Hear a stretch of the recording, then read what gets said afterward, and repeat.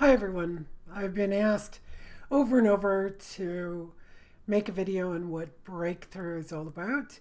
If you would like, share, and comment to help me out so I could give you content you'd like to hear, questions that you have, and I can answer.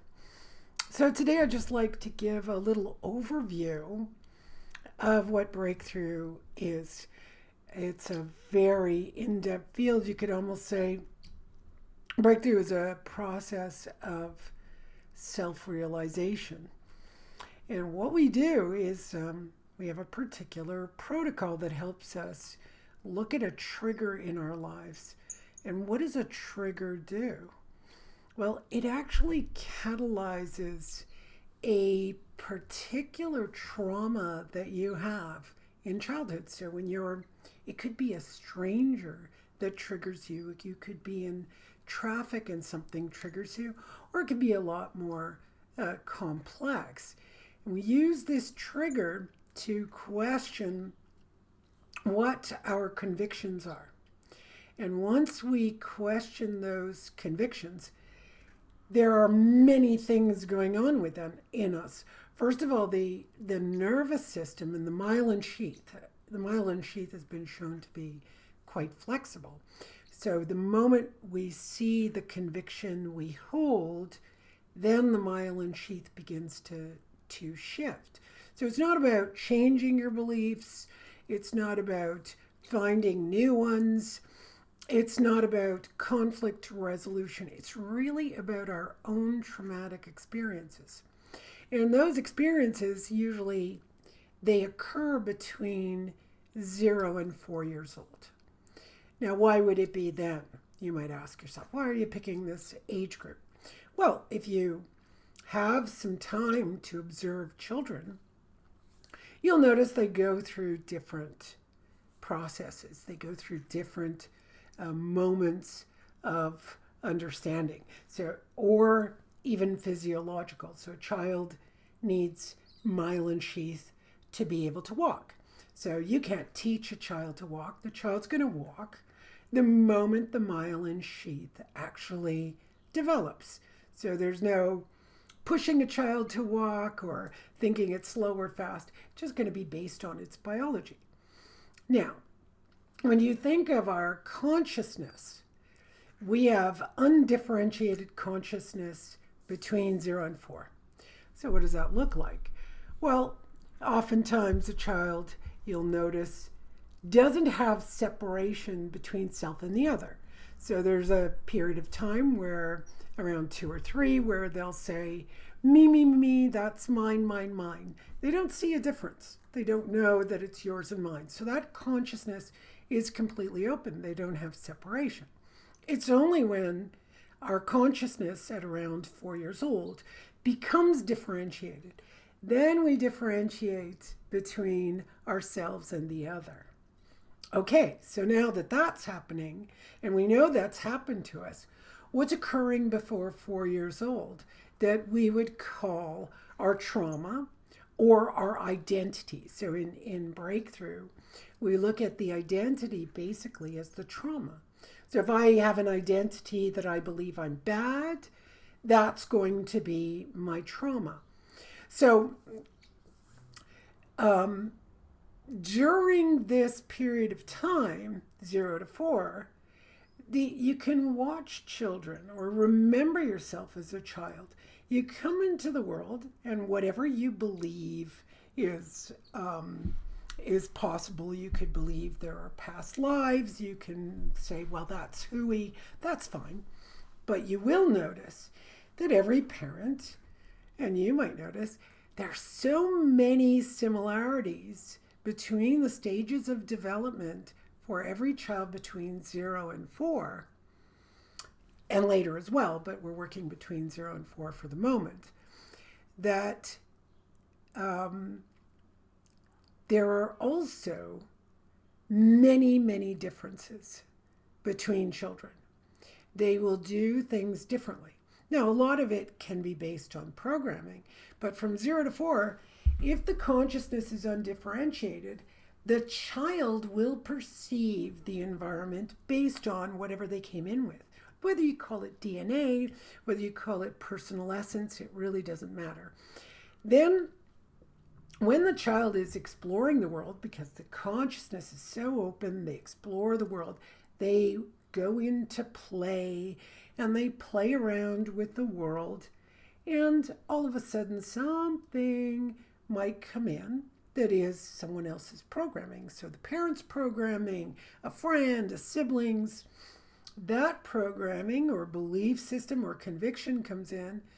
Let's say you're a child, you have a toy, and someone tells you, you must share. Well, now the child is momentarily taken aback. Not everyone, but many. You could be taken aback. Oh, I have to share. What does that even mean? But something goes on where the body becomes contracted. You can think of that as your myelin sheath becoming contracted. And in that moment, there's a formulation of an identity, but it's not you. Of course, you don't know that until you know it, okay? So what we do in BreakThrough is not only that. I'm only giving you a small piece of what occurs during this process, let's say, of self-realization. It is really a pathway to self-realization. And you begin to see the convictions that have protected you from seeing that original wound. And the moment you see those convictions, it's so gentle. You're just questioning a conviction or an assumption you have about life. And your leader, the person who leads you, will start to question that. And you will see all of your convictions and realize how much they've contracted you. The moment you do that, the wound rises to the surface. So many of you have heard the expression, sunlight is the best disinfectant. So the moment that trauma comes to sunlight, of course, it heals. So all along, battling between I am good and I am bad, I am ugly, I am pretty, I am stupid, I am smart, I am the tough guy, I am the weak guy. All those battles of contradictory identities. And we will fight to keep a particular identity, even if it's hurting us, right? So we could fight to say, oh no, if you look at some teenagers, when I look at a teenager, just all I see is beauty and potential. And oftentimes they'll tell me they have no potential, they're rather stupid, and they're unattractive, they're ugly, and bad. So you hear this diatribe, a diatribe that does not stop. It's continual, and they have evidence and proof. And yet, if you interject for one moment and say, yeah, but you are beautiful. Yeah, but you are smart. You're getting A's. Or even if you're not, you did well in this art class. So maybe you're artistic. Oh, it doesn't matter. I just can't do well in math. Yeah, but you're obviously more artistic. You can't convince anyone, just like you can't convince yourself, because there's no convincing a conviction. You can't convince someone who's got a conviction. So what do? Well, we ask these very pointed questions. Now, I'd just like to introduce something that's really important in BreakThrough. So we do have a protocol, but that protocol over time is mutable. And what do I mean by that? Well, the more I work with the protocol and someone leads me and questions me, I shift.